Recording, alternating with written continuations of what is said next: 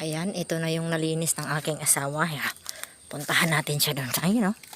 Tingnan mo na. Ito yung bago niyang mga tanim ng mga saging, mga kabangin. Ito. 1 month na to. Kaya tingnan mo, buhay na buhay na.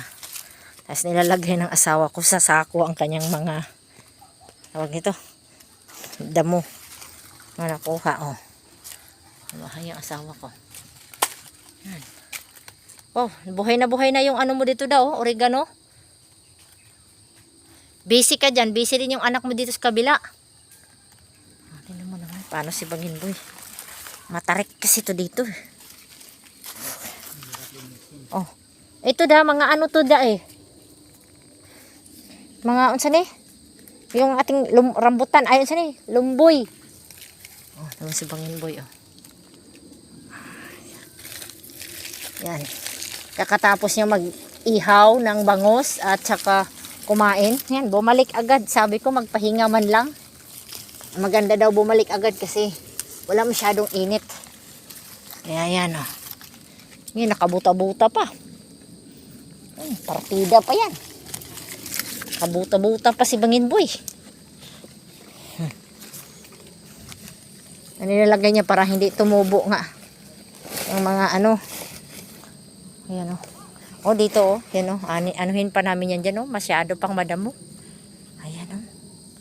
Hindi pa namin talaga nalinisan. Doon na lang ang malinis.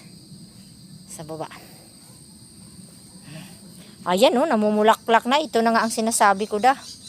Ayan, namumulaklak na siya. Magpo-produce na naman yan ng madaming ano. Madaming ang tawag nito. Damo. Mga kabangin.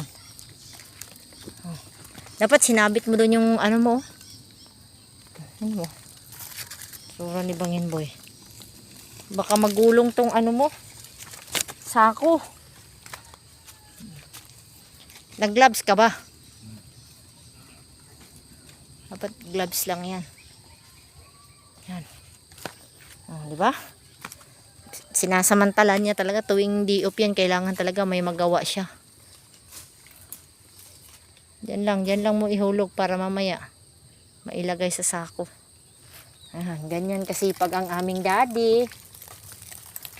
Kailangan yung kanyang diop hindi masasayang. Diba? Tapos yung isa niyang anak andoon din. Ayan. Uy, may kamuting kahoy yan oh. Papunta kasi yan sa taas, didinisin niya eh. Nakaraan, napakalinis na nito. Pero pag once talaga na inulan, ako, ang bilis. Ang bilis umano ng damo tumubo talaga. Gustong gusto ng damo ang ano, ulan. Kaya ang bilis din niya umano. Yan, no, tumaba.